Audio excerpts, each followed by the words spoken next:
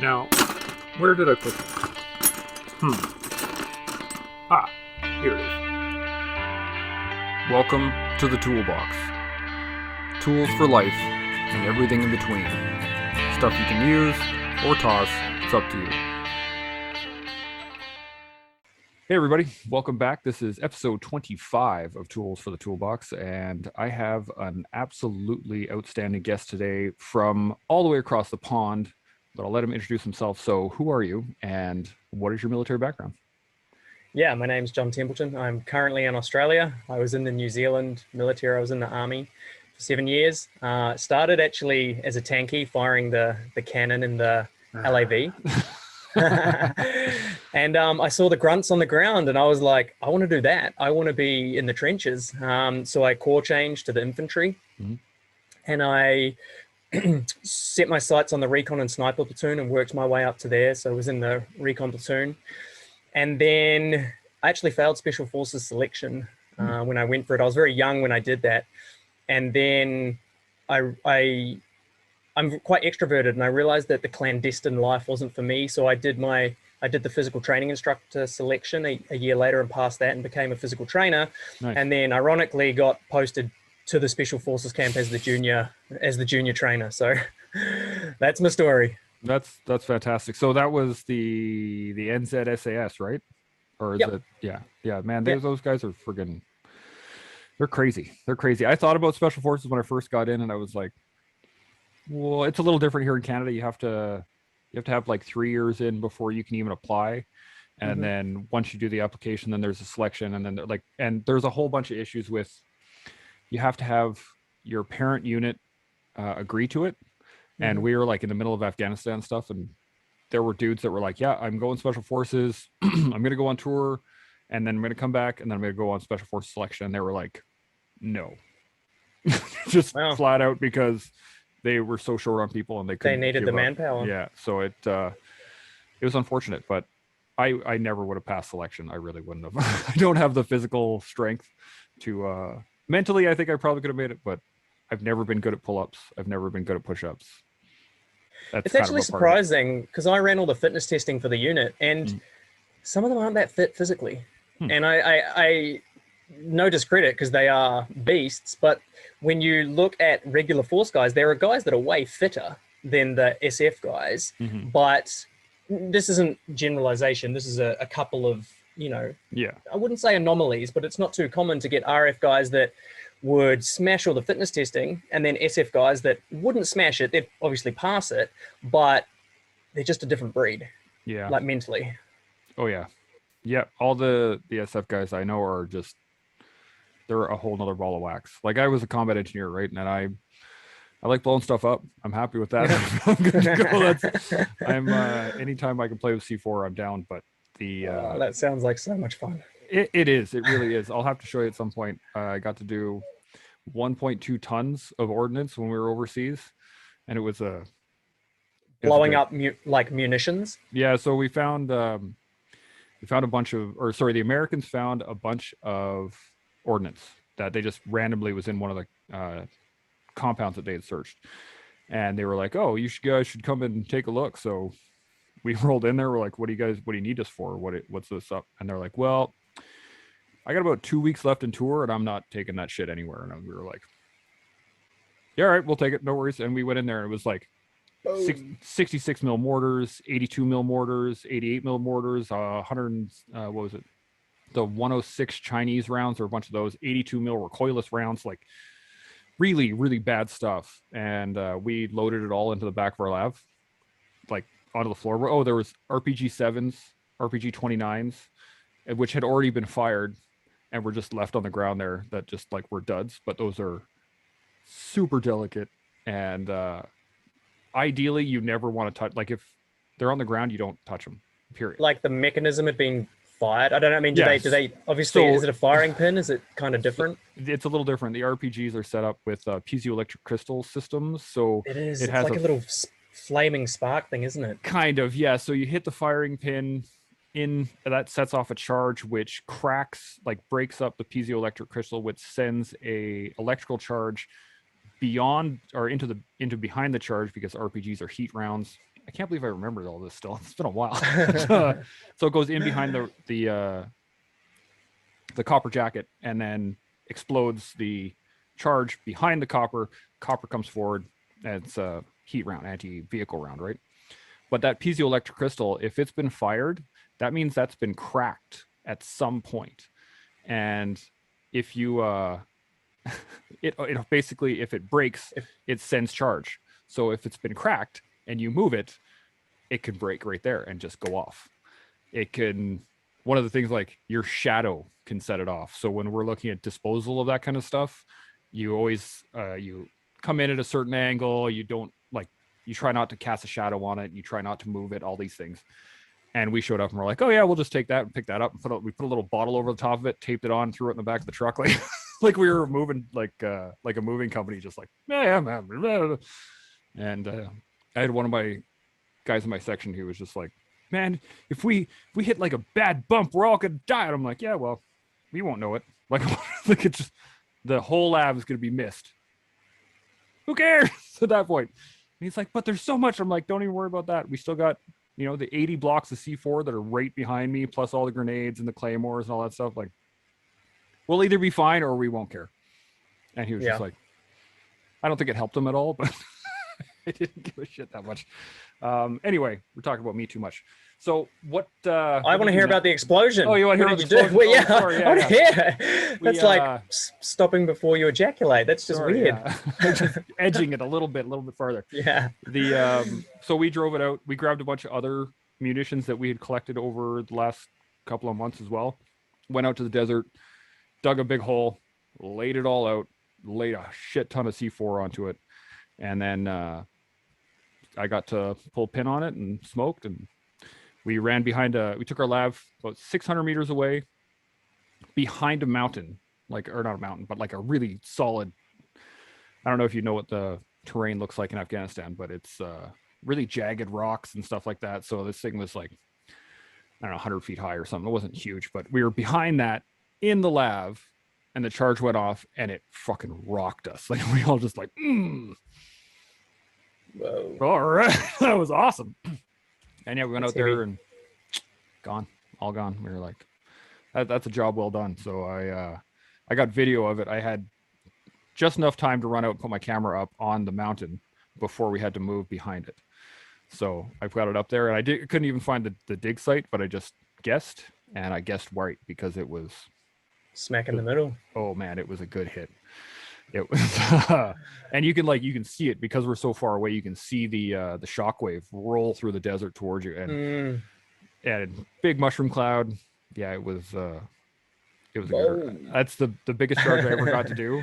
I think it was the second biggest charge we did on tour in 08. But yeah, that was a good day. I got some good pictures. Yeah, that's awesome, man. That'll be in my memory for ever. And because we got it on video, I guess it'll be in everyone else's memory too. So you know what I think I'll do? I'll add it into this. Yeah, all right. And then that way everybody can see it. Look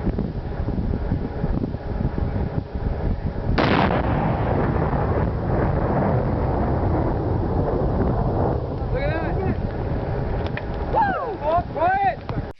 Boom. So you became the physical trainer for the SAS there, and then what? Well, yeah, so I was the junior PDI at 1 NZSAS, and I was there for 12 months. I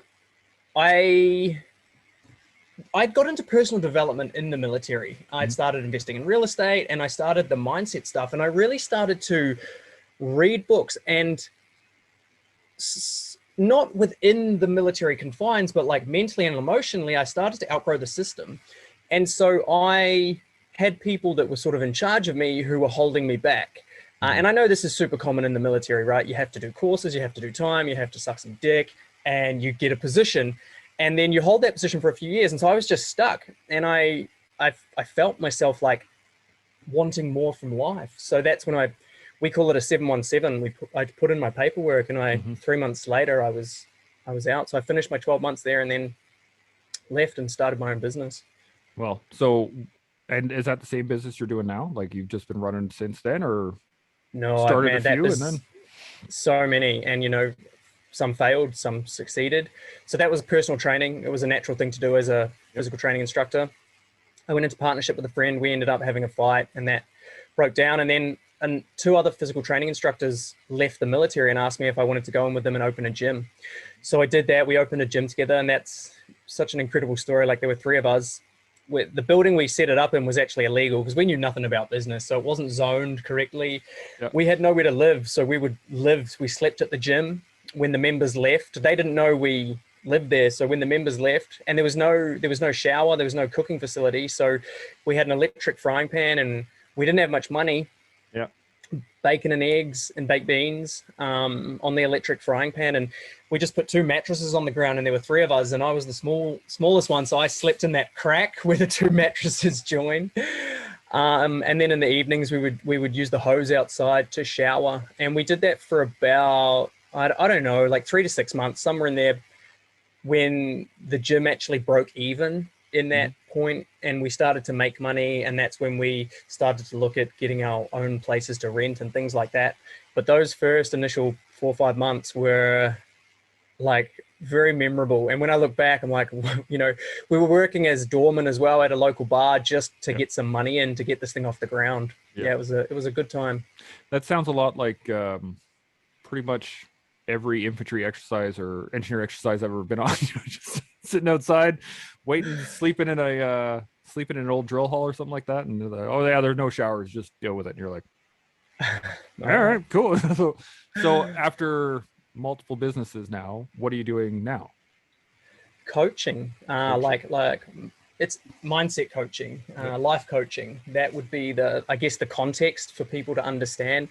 But even that's evolving really quickly. And I got into it. I got my certificate in hypnotherapy because I realized that I was training athletes in fitness, and I realized it was their mindset that was actually holding them back. But when I learned hypnotherapy and neuro-linguistic programming, I realized that it was the whole world held themselves back by their mind, whether they lacked creativity, whether they had fears, doubts, it all in between the ears. And so then I went into more mainstream of coaching, helping people achieve success in their business and their relationships. This sounds a bit crazy, and I don't know if many people will understand or resonate with it, but even like health issues, when you really dive deep, health issues stem from emotional issues, and emotional issues stem from past trauma. And that, like, I've done some pretty deep work with people around massive amounts of post-traumatic stress. Not military necessarily, but I mean, I'm working with a guy at the moment whose uncle raped him and his mother raped him, like just massive trauma. And obviously that fucks with you real bad. Same as the military guys that have seen some fucked up shit and lost their friends, and maybe life can lose meaning. It's like, it is all something that can be worked upon, Absolutely. And I mean, it's just like anything else, right? If you want to eat healthy, you have to not only just go out and buy healthy food, you have to overcome the habits that you have built eating unhealthy.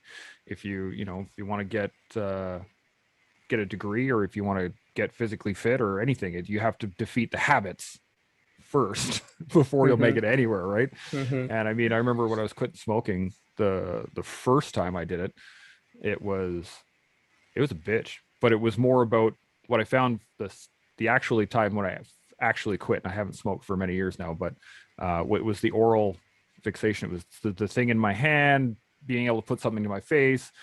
And then once I figured that out, then it was the smoking part was like whatever, right? But it's that I think it's that realization of it's the habits, the bad habits that you have to get out. And when you're talking about trauma, it's the same thing, right?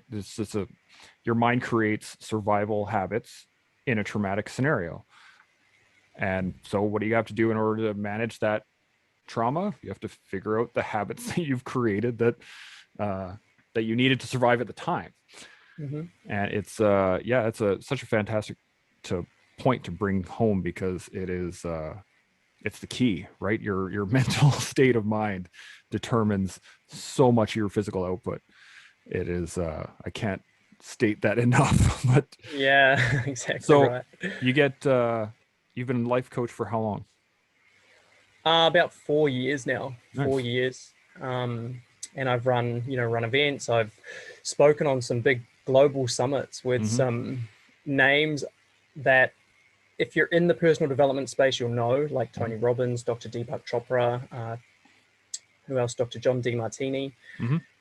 And what I'm doing next actually is super exciting, because I'm flipping everything on its ass. And it's funny, before we hit record, you said to me you need, like, your wizard's beard and a staff. I'm currently building out this it's going to be like a free 5-day challenge or program, but it's going to be very creative. It's going to be kind of fictional character based, where people come in and we ultimately, it's called Unlock Your Hero. And it's really like unlocking that hero within someone by doing personal development work. So it's like hiding a bit of the healing of the traumas, a bit of the overcoming habits. It's hiding it in like a mystical quest ultimately, which might sound a bit cheesy, but it's going to be so much fun, and you can dress up as a wizard. Yeah, man, that'd be awesome. Sounds great. I never really thought about that, but when I used to play D&D when I was young, and I mean, I still would. I just don't have anybody to play with right now. But you can really tell a lot about people from the characters that they build, because it's usually that fantasy of what they want to be, right? So that's such a perfect way to set up helping people. Getting them to just create a character. That's that's such a great idea. I would never have thought to make that as a building moment, but yeah, that's fantastic. And to be totally honest with you, I didn't come up with the idea. Well, I did, but I had some I haven't told anyone this, but I had some psilocybin, some mushroom. And I was journaling. I was just journaling because I wanted to do something creative. So I was creative journaling, and I had some mushroom, and it was, that day was like, I was on fire, and I came up with this whole thing. And since then I've got business coaches, I've got coaches around me, and all of them are just like, this is such a fantastic idea. So we're launching in a month or so. So that's getting my outfit and my character built now. It's quite exciting. That is outstanding. When I had a bit of an issue when I first got into the military, I signed up in 2003, and this is like Afghanistan is like on right now, right? And people are talking about getting moved down to Kandahar and all these things. And I went in and I did my thing. I did my substance use form that we have to do, and it's like, what have you done before? And very thorough. And I got to mushrooms, and I was like, shit. When was the last time I did mushrooms? Like 18 months ago, something like that. Sure, 18 months ago. Apparently you need 3 years from any type of psychoactive. So I had to wait another 18 months to get in. No. But this is the thing, it actually kind of worked in my benefit. Was I started my training in 06, and this is Op Medusa was like on.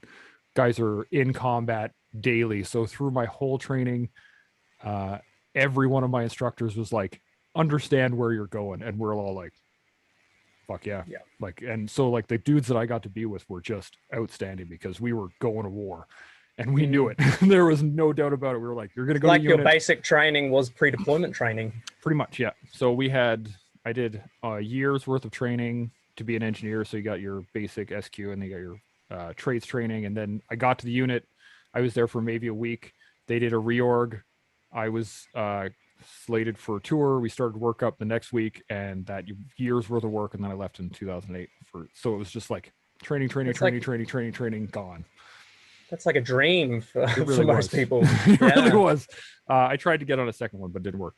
But so what I was going to say was, it's so perfectly timed that you use the word mystical quest, because I remember when I was taking mushrooms as a kid, we would do these things called mystical quests, where we would take mushrooms and then like try and get somewhere. So we'd just start wandering off into the neighborhood. We'd never get to where we were actually getting, but that's just so perfect that you called it a mystical quest to brought up all these memories. So here's a question, because in Canada, the transition is a very big point of contention. Going from military to civilian, there's a lot of dudes that are having trouble, and our system really isn't built to do it very well. So how was your transition coming out of the New Zealand Army? It's such a good question, and it's the same here. People struggle with it. You know what, throughout my whole military career, I never really fully became indoctrinated. So I was expelled from school when I was 16, so I was quite rebellious. Through the military, I loved it because it gave me discipline and structure, but I never really got fully indoctrinated. So all of my friends were still civilian. On the weekends, I wouldn't hang out with the military guys as much. I'd hang out with civilians. Yes. Made my transition far easier. And I think what else helped it a lot was that, like, I wanted to go and do something else. It wasn't like boredom. It was kind of, I had already become the person that would have been a great civilian. And the hardest thing was standards, because we all have really high standards and civilians generally don't. That was the hardest thing. But in a way, it's a good thing, because it makes you, if you do want to start a business or do something, it makes you pretty exceptional at it. Yeah, I couldn't agree more. One of my big one is timings. Like, and now that I have kids, I miss timings all the time, and it drives me fucking nuts. But you know, kids are kids. That's what they make you late for stuff. What can I say? So yeah, I asked this of everybody. If you could give yourself one piece of advice for, if you could go back in time, talk to yourself as you're transitioning out, what would you say to yourself? Ooh, so I'm transitioning out. I would.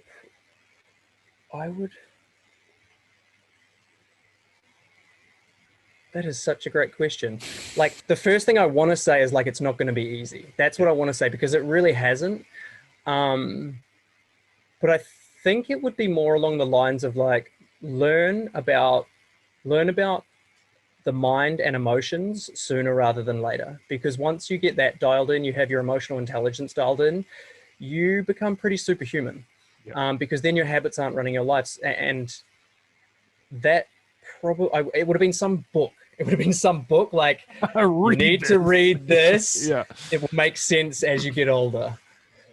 That's a great piece of advice, because, you know, I know a lot of guys struggle with that, especially the longer you're in, the harder it is, because you become the military, right? And I was an instructor when I got out, so I was even, like, I was more in that mode, right? Like, timings, dress and deportment, you know, everything about the details, and but to be able to have some understanding, like the understanding I have now and the introspection that I can take within myself now, I wish I would have had that when I did it, because that would have made everything so much easier. I would not go around expecting civilians to be following timings and expecting civilians to be, you know, when I'm coming down the hallway, get the fuck out of my way, that kind of stuff. And that expectation, yeah, if I didn't have that ahead of time, everything would have been so much smoother. That is a really great point. I've gotten some really good ones too. I'd love to hear some of the others. My last episode was, he said, develop, my brain just died right there. Empathy? No, it was develop relationships. Yeah. And then use those relationships. Don't abuse them, but utilize them, right? If you know somebody that knows somebody, cool, go talk to them. That'll help you with something else, because, you know, especially military guys, right? We'll give you the skin off our back if you want it. Just like, so for me to say, yeah, man, I know this dude, go give him a shout. Here's his email. That's nothing for us, right? But that being able to leverage those relationships will be able to get you into so many more things. And I was like, again, that's a great piece of advice. So good. Another one that really stuck with me was plan. I've gotten a lot of that, like, plan. Have a fucking plan. Just sit down for a day, go, what do I want to do? This is what I want to do. Okay, what do I need to do that? This is what I need to do. And, like, write yourself a set of orders and just, okay, cool, yeah, bang, done. And then you can go back to it, you can rehash it, you can blah, blah, blah. But if you have an actual goal in mind when you get out, that is far and away better for you. I mean, do people leave the military without a plan? Is that a thing? Oh, yeah.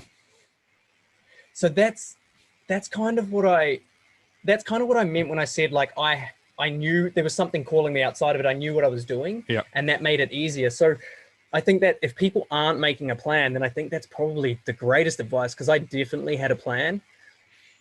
So what do they do? What do they think? Do they just go, I mean, A lot of it, I think, is running. I mean, I can't speak for everybody, but the dudes I know, coming from the areas we're in, we had.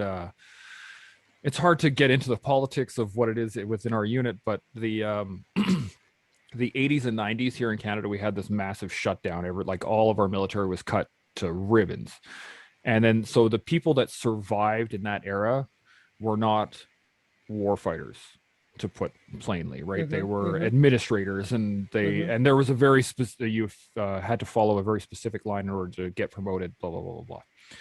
And when we started going to war, like in 2006, we were, the warriors, like, they stood up. They were like, all right, it's time to fucking work, boys, let's get to work. And the administrators didn't really like that.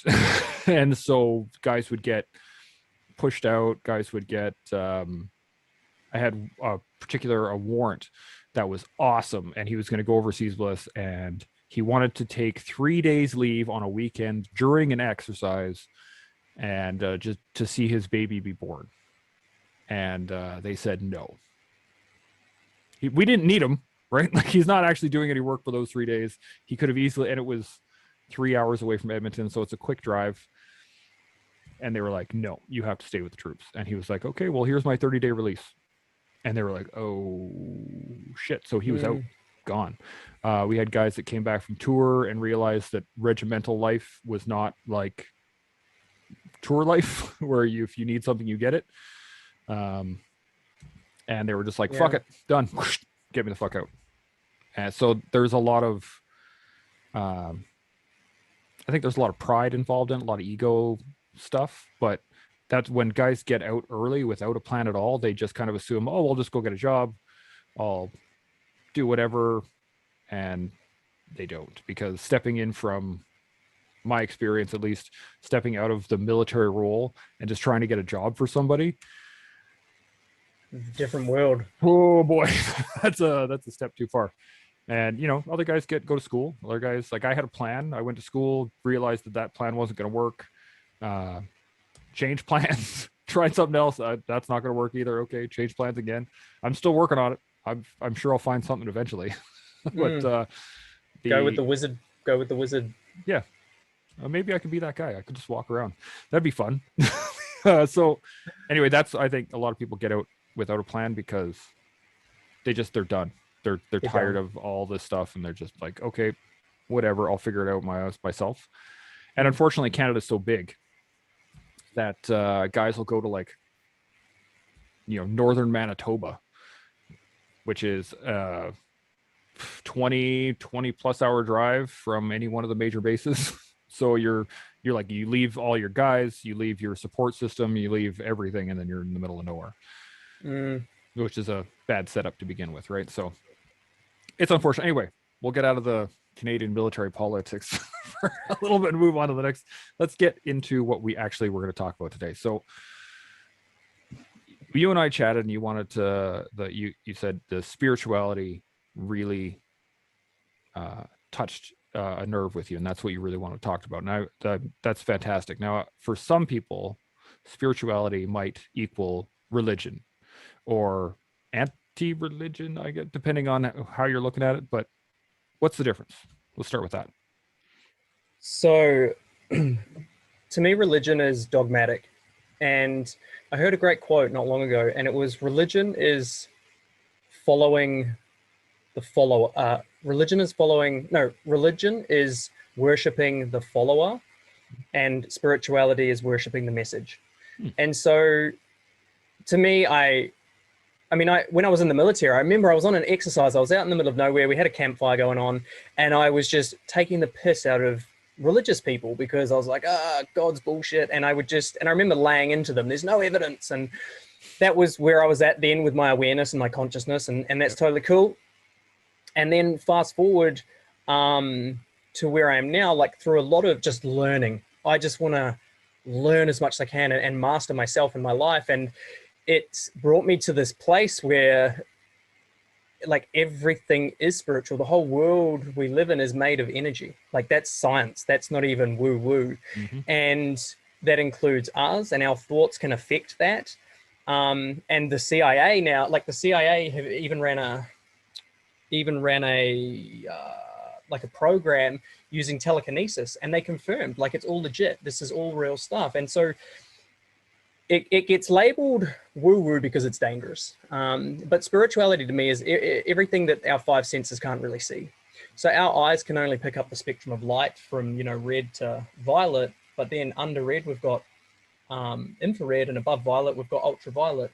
And that spectrum just goes on. That's the electromagnetic spectrum. Our sound wave is just a very small bit of sound. So there's all of these energies, frequencies outside of that, which I'm trying to blend science and spirituality here so people can get their grasp around it. So it's really about everything that's not visible. And in order to really change our lives, if we just base it off of everything we see, like this three-dimensional reality, things stay pretty much the same. Mm-hmm. But when we move into the spiritual space, the ethereal space, the metaphysical, we can really create beyond what is part of our everyday and our everyday senses. Mm-hmm. And I think also spirituality it's very closely linked to emotions, because emotions emit a frequency. If you walk into a room of depressed people, the energy, I'm sure, is like palpable. It's like it's a dark energy. Like, it's not a nice energy. You go to you go to a dance festival, you go where people are vibing high, it's like great energy. And so that is also what I would call spirituality. And so when we take control of our energy, we're then putting out these vibes or these frequencies or these feelings of, really empowered, or sometimes disempowered. And when we're in an empowered state of being, you said earlier that your friend went to the gym. I don't know if this was before we started the podcast, but he went to the gym and he just like felt great.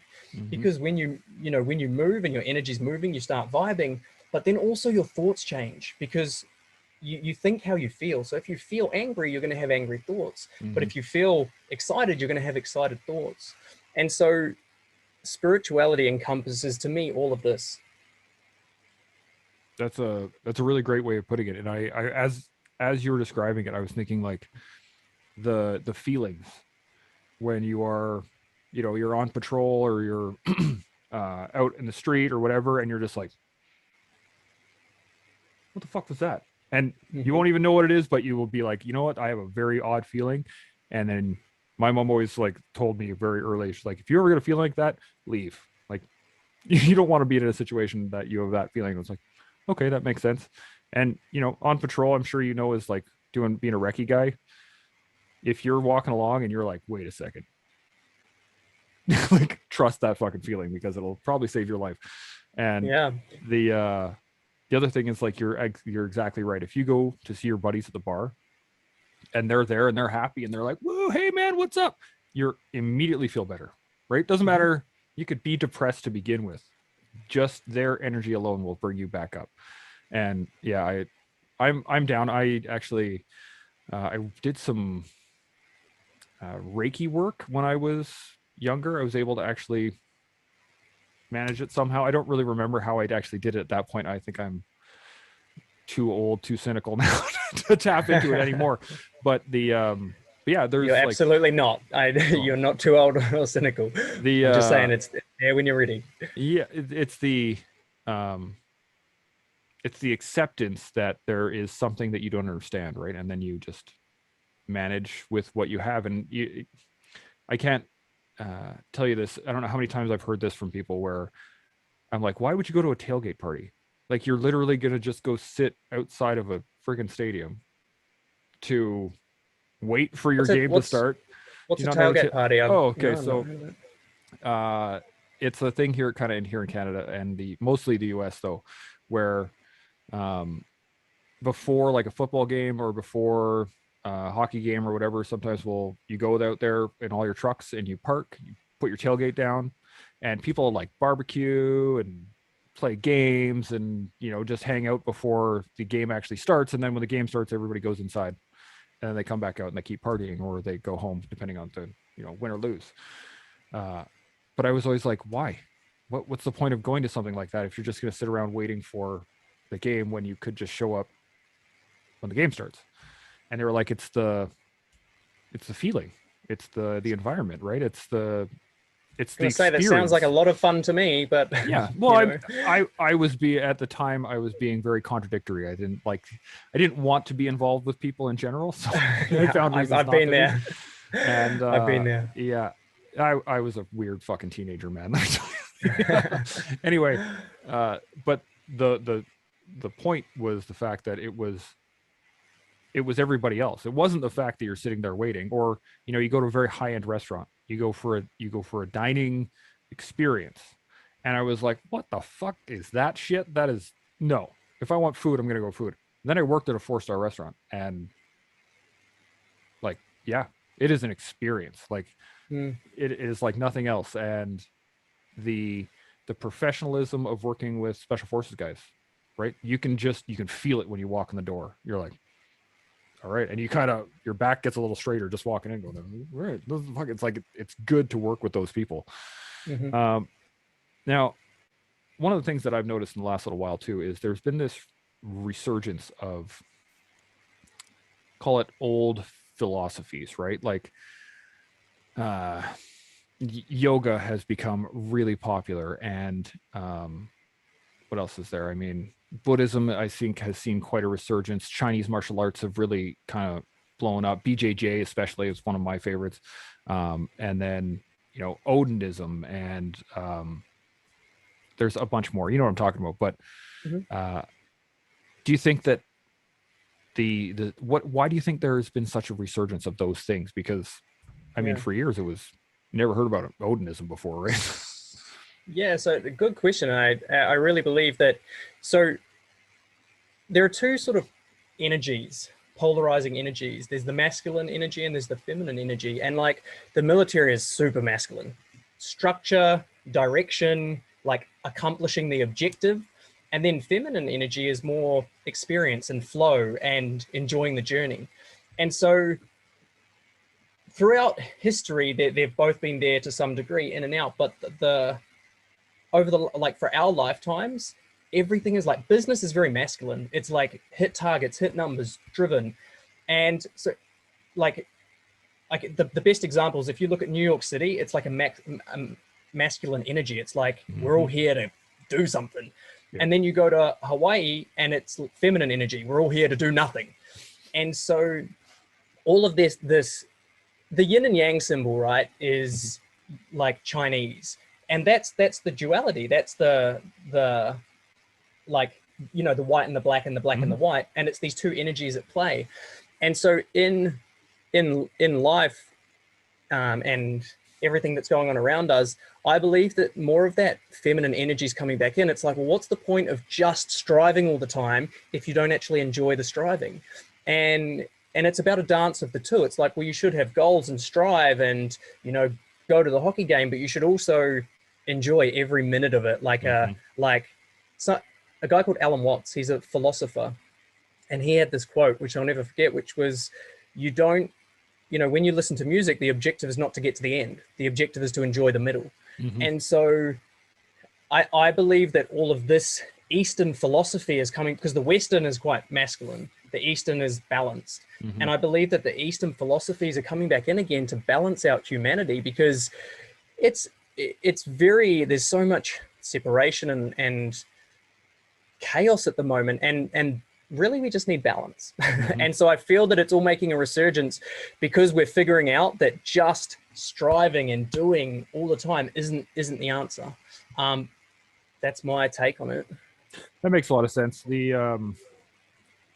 I think we've been in this cycle. I was actually just talking to my cousin about this, was that that I was very happy that this generation that's around right now, the 30, 40-year-olds kind of generation, what we've kind of given to the world is fitness.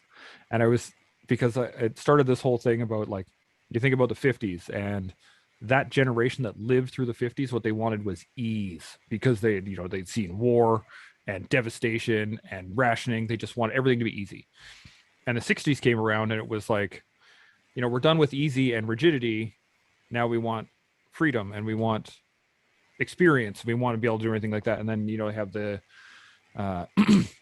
70s, where counterculture became less about I can't, I don't remember what I was getting into that, but anyway, and the 80s were about money, and the 90s were about technology and like, look what we can do. And then the 2000s were, people started to get a little weird, but yeah.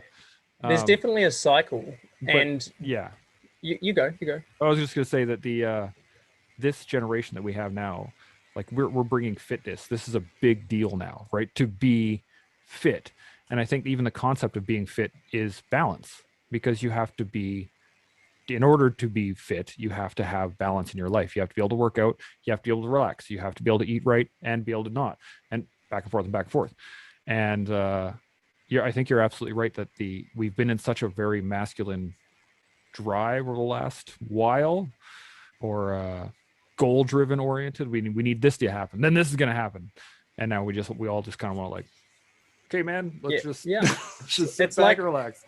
It's like that the whole feminist movement as well is like, it's so masculine. It's like independence, we can do it, and like probably unpopular opinion here, but if a female is naturally feminine, to force herself to be masculine is not healthy. She will find herself getting health problems. She will find herself run down. And so there's actually a book, it's called Hard Times Create Strong Men. And the cycle is you have hard times and you create strong men. And then you have strong men which create easy times. And then you have easy times that create weak men. Yeah, weak men create hard times. Yeah. And so like, I believe that all that stuff's coming back. It's just part of this balancing of sort of, I'm going to use the word energy a lot, but balancing of energy on the planet is massive. And I wanted to before we were talking about feelings, right? And you said, if you're patrolling and you get a feeling, it's like, where's that coming from? I wanted to share just two stories about that. One of them was, have you read the book Stealing Fire? No, I don't think I have. So it's Stephen Kotler and his business partner. They wrote Becoming Superman, and it's around flow states ultimately. But they worked with the US Special Forces on. So there's this new sort of science emerging called coherence, and it's when if you and I are in a coherent state, we can ultimately read each other without having to say anything. And it's when you see like a flock of birds and they just move together, or a school of fish. There's no leader. They're just a coherent ball that know where they're going next.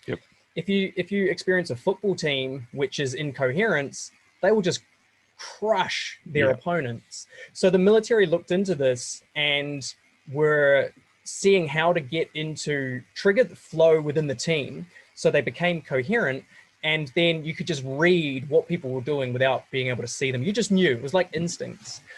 And there's a company called HeartMath, and they're in the US, and they set up this testing protocol where a person would sit with a blank screen in front of them, and they would press a button, and the screen would stay blank for 6 seconds, and then it would show an image, and the image was either going to put the person into a sympathetic state, like, or a parasympathetic, like relaxed. And so it was either like a cuddly bunny or a bloody fire-breathing dragon or something.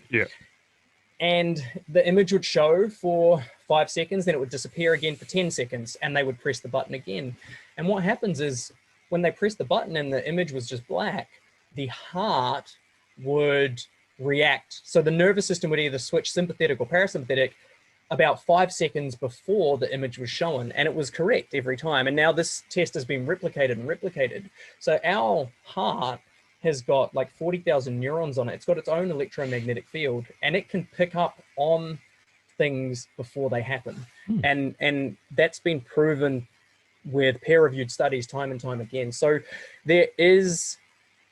we have superpowers, like, and they're going to become more common over the next 20, 30, 40, 50 years as people start practicing and playing with them, and science can kind of keep up to it. That's fascinating. there's been many times in my life where I have had those feelings, and every single one of them has checked out, right? And so, well, I mean, I'm obviously still here.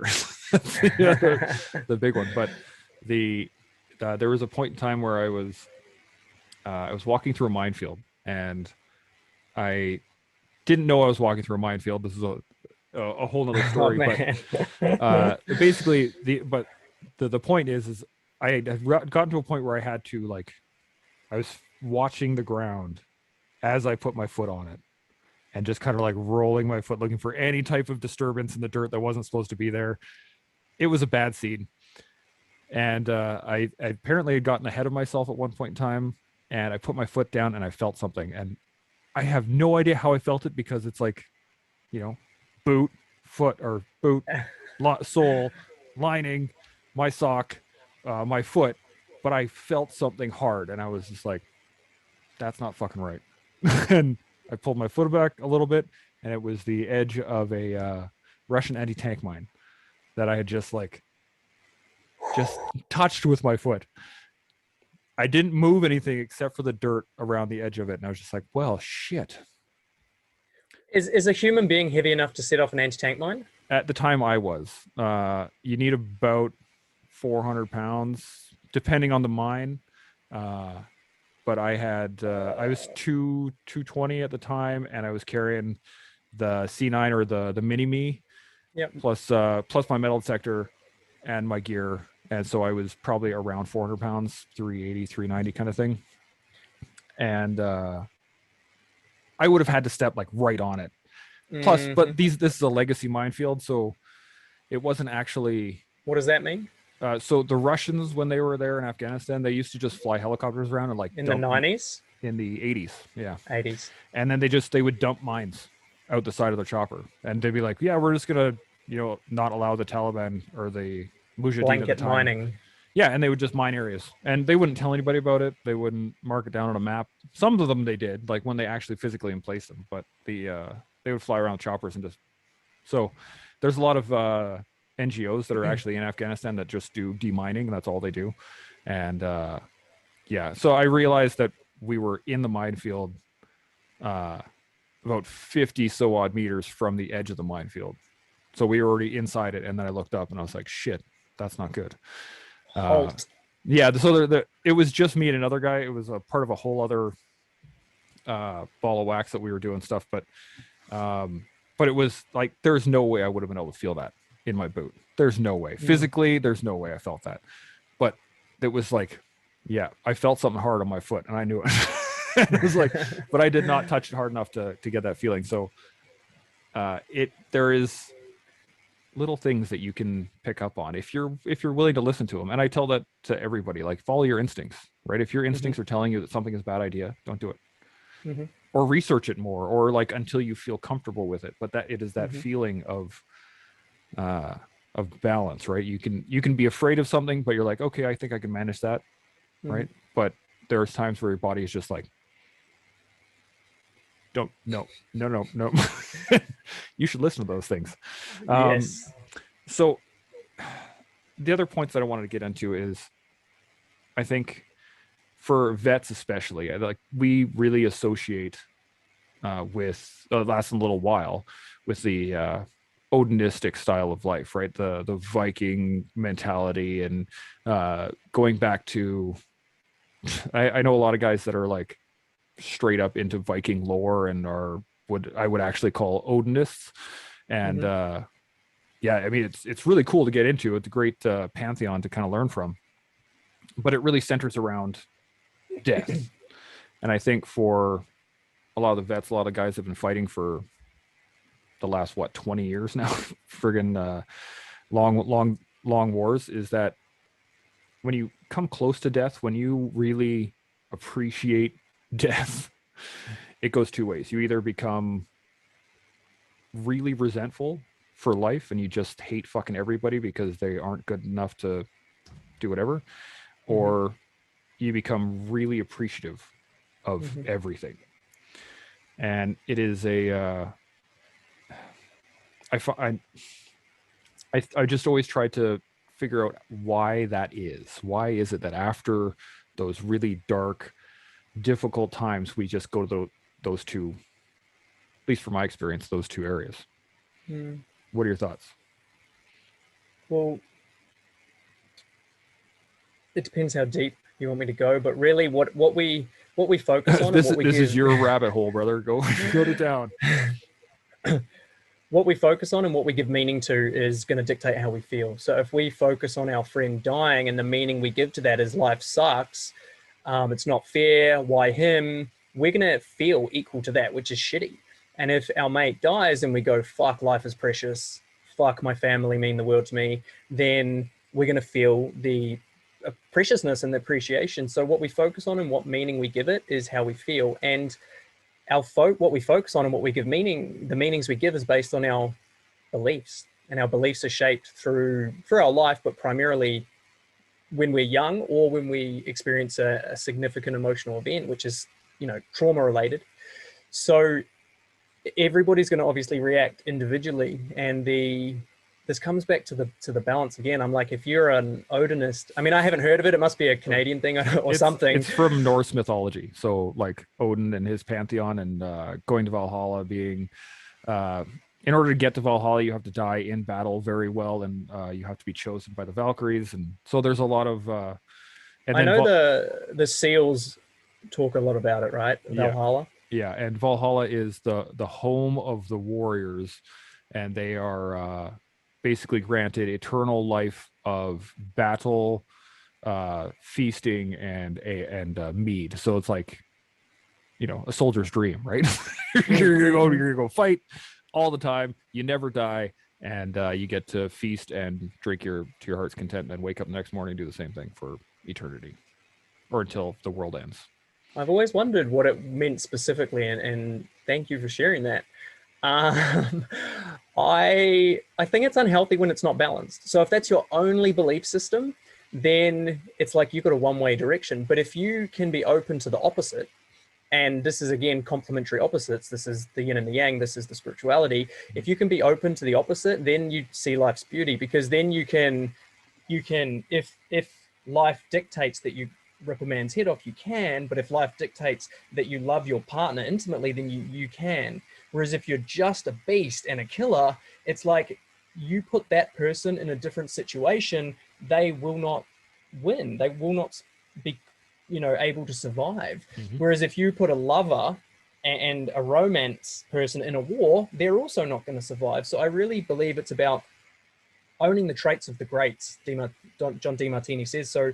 Own, the greatest lover, own their traits, like embody part of that. The greatest warrior, own their traits, embody part of that. And so when you own all the traits, which is, how I was talking about the mythical program, it's based on the 10 archetypes, and I want people to embody all 10 archetypes. So the warrior is that's my dominant archetype, but also, there's the lover, there's the sage, the magician, the innocent, which is like a vulnerable person.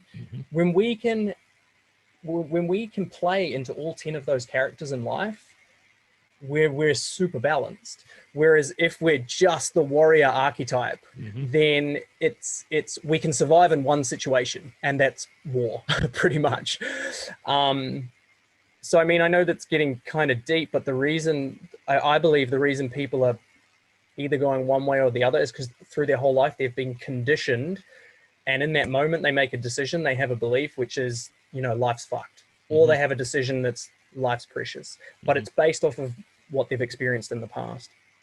No, it makes a lot of sense. We are what we were raised to be, basically, right? I mean, you get into a little bit nature and nurture at that point, but if your experiences are violent, then you usually follow a line of violence, and I think a lot of it is the ease of it, right? It's what you're used to.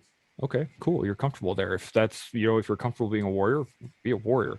And I've had this discussion with a couple of people about it. Was the and then my brain just went out again. Holy geez. So there's been this resurgence of veteran businesses in Canada and the United States especially, because I think we have this like veteran renaissance happening right now. We have a whole bunch of people that went to war okay, warrior, check, we're good to go, right? Like, and they've checked that box, and now they're able to just be creative. And we have people that are like making unbelievable knives, and other people are starting up apparel businesses left, right, and center. And we got people that are getting into weightlifting and you know, you name it, right? And I think it's that same state, right? You've checked off one of the archetypes. Cool. And you're comfortable with that. I can move on to the next one, right? And the people that really do struggle are the ones that can't check that off, right? They just kind of shit. They long for it. They wish that it was still there, but that's a 100%. That's a tough one. I mean, it took me a long time to get over the fact that I wasn't in the military anymore, and just that realization of like, I can't expect everyone else to be military, so I need to change. And that was a hard one to put the check in the box on, I swear. How long did that take you, do you think? I think I'm still working on it, really. I am. I still love, I wanted to be a soldier since I was like 6, 5, even actually earlier than that. I have a picture of me when I think I was 4, wearing like an olive drab sweater. It said Army across the front of it, and I was just like, yeah. So I mean, I still struggle with it daily that I'm not a soldier. That's everything I ever wanted to be, and I am appreciative of every second I got to be.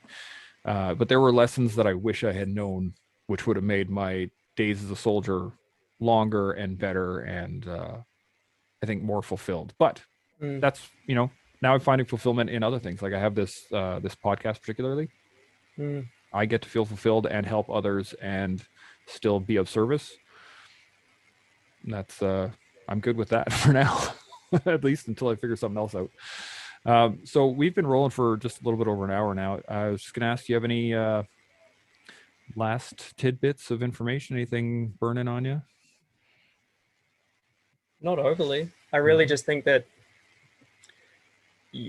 what you've done to like recognize that it's like, okay, maybe it's me, maybe I'm the common denominator. I'm really grateful that I left the military mentally before I left the military.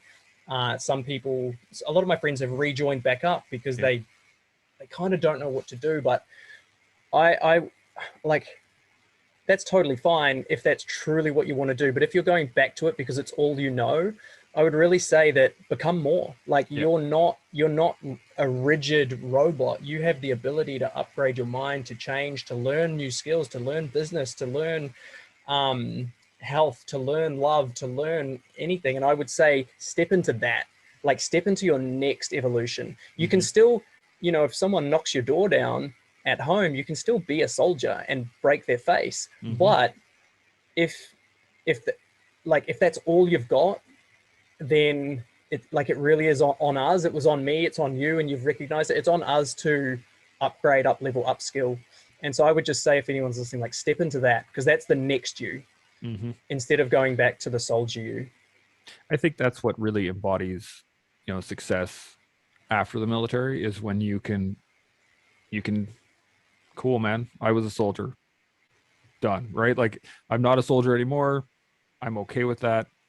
And I, my last episode, I was talking with, he was saying that, you know what, there are people that are like they're dangerous, well into their 60s, 70s, right? And they are the pinnacle of what everyone would expect to be a soldier, right? But that's not everybody, right? And if you're out, man. Like just cool, move on to the next thing. And one of the best things we ever got from the military is the ability to learn real fast and deal with suckiness, because resilience. I think resilience is my best trait from the military. Yeah, it is. It's tough though. I mean, we leave a complete support system, and I don't think a lot of us realize it, especially the combat arms guys. We have a hard time understanding that just to be able to do our job takes like 8 people just to even get there. And it's kind of funny because there's always this, you know, inter-unit rivalries and stuff, but a lot of people hate on supply guys, and a lot of people hate on, you know, the Air Force and all that stuff. But fuck, the Air Force flew us to Afghanistan to do the job. The supply guys got us our shit so that we could fight in Afghanistan. Like, yeah, we're at the tip of the spear, cool, and our job is hard, cool, but it takes we still need the all spear that. of the spear. Exactly. And once you leave that and you don't have that support and you didn't realize that support was there, you're shit up you're up shit creek at that point. I think you're not in a good space. But you're right. It took me that realization that it was up to me, right? Nobody else is coming. This is it. And I actually got involved with a couple nonprofit things and charity events and stuff like that, just on the fact that nobody else was doing it. So I guess it's up to me. Yeah. I'm doing one now. I don't know. Did I tell you that? But I'm doing a marathon now. No. Go ahead. I'm doing a marathon in a 9-kilo weighted vest, nice. Raising $20,000 for Project Rescue Children. They go in and rescue children from child trafficking and slavery. Mm-hmm. But dude, the frustration, because trying to raise money is hard as shit. I don't know how you experienced it. Oh yeah, it's like, fucking brutal. It's brutal. People just don't give. And you said earlier in the show, you're like, we would give the skin off our back. I was like, it's true. It's so true. It's like, whatever you need, we come in and we lay it down for each other. I try to raise money and it's just crickets. Yeah. And I got so I was fuming, frustrated. And, learning, again, common denominator, like, is there something else I need to learn to get better at fundraising? But yeah, that's been my experience. How did you go? Like, oh, man, it was a tough one. I don't like asking for money. That's the big, I don't like doing it to begin with. So to then, especially you have to go online, right? Like you have to put it to the world basically, and just like, yep, I need money. Somebody help me out. Like, just the idea of that was so challenging. But do you know what an OODA loop is? I don't. It's a decision-making paradigm. So it's like you observe, you orient, you decide, and you act. And then you observe what happened, and then you orient on what you need to do, and then you decide what you're going to do, and then you do it. And then you observe the next thing that happened. And they use it in the Air Force a lot, because how fast your OODA loop is determines how quickly you make decisions, which is how you win dogfights. What's it called? An OODA loop? OODA, OODA loop. Okay, OODA. Observe, orientate, decide, act. Yeah. Okay. And it's used in shooting. It's used in all you name it for military applications. But I like to use it in my everyday life. I actually will take a step and like, what do I need to do? Right? Mm-hmm. What is the environment like? Okay. I need to raise money for a veteran organization, whatever. I need to figure out how I'm going to do that. Okay, well, how do I do that? And I use it very very rigidly to get me to a point where I can make a decision on, do I need to call in a professional? Do I need to, jump on YouTube? Do I need to talk to somebody else that has done it already? And the more I do it like that, the faster it becomes over and over and over again. So that when it came to fundraising, I was just like, well, the only thing I can do is go online, put up a video, and see what happens. So I did. And it was one of those fuck it moments. Just like, see what happens. And turned out really well, got some good support. And then I was like, okay, well, I could do another video, and then I can, go talk to these people at this location. And then I started walking to stores, and I was like, hey, we need this for this particular event. Could you help us out? And they'd be like, yeah, absolutely. Sure. Here you go. So it was a lot of door knocking, like straight up walking into, we needed the signs for one of the walks that I was doing. So I walked into a printing store, and I was like, hey, this is what the walk is. This is what we're looking for. Could you help us out? Maybe give us 50% off or whatever. He's like, no, I'll cover it all. You're good to go.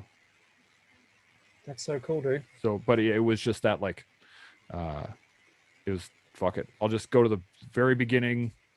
I don't know anything. What do I need to do? This. Okay, cool. It was like especially as an instructor, when I was teaching drill, I would do that. I'm like, in order to make a left turn, you have to pivot on your left heel and your right toe. Then you're going to bring your right leg to 90 degrees and you're going to hold it there. Good. And I tell them to do it. And they would just, and be like, that's not 90 degrees. That's not 90 degrees. Da-da-da. And, they would always question it. Like, why it doesn't, if it's one fluid motion, why do I need to bring it and stop and hold it? And I'm like, because it looks better. It's the details, right? It's those little things. And especially in life. I hate drill. I fucking love drill. I don't know. Everybody hates drill, and I don't know why. I love that it. was the best thing about the Special Forces camp. No uniforms, no drill. It was just the best. I love drill. It was the precision of it. Like, just if you get drill right, fuck, does it look good?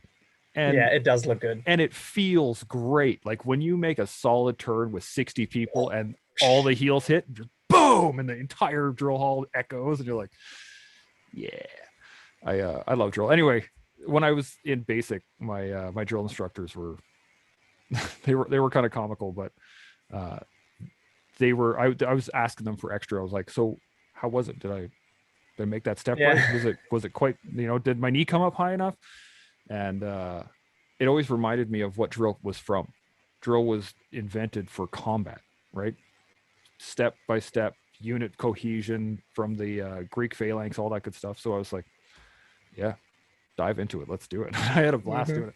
And I had a blast calling it too when I was an instructor. That was a lot of fun. I jacked a lot of people up because drill was like your passion. I can feel it already. Yeah, like, right? No doubt. We're across I want to do drill now. It's wicked. I actually have this story, little sidebar here, but it one day one of my recruits made a very lackluster dismissal, and I was just like, that ain't happening on my drill hall. And I went over there and I jacked the living shit out of him. I was like, if you're gonna call drill, fucking call drill, and we need to be able to hear you on the other side of the drill square. So call it properly, or we're gonna have extra friggin' drill practice. Blah blah blah. And he would, it was louder, but it was still kind of, dismissed, right? I'm like, you son of a bitch. It's like, so no, we're gonna have remedial drill training, command presence training on a Saturday. Hooray for Master Corporal Burles, right? And so we started this up, and on the next morning, and I got one person to stand out, and he's gonna be the drill commander, and I'm like, I'm gonna march them all the way over there, and then you're gonna fucking tell them what to do from here. And so from 100 meters away, right, this guy's yelling at the top of his lungs, left turn. They can't hear him at all. And I show him how easy it is. Like when you get really good at calling drill, it's a diaphragm work, right? And you can just belt it. And he was still trying to yell it. There's a whole science behind it. But I made my lesson longer than it probably should have been. We were out there for a couple of hours, just jumping between people, like, okay, now you're going to call drill, now you're going to call drill. So they all understood.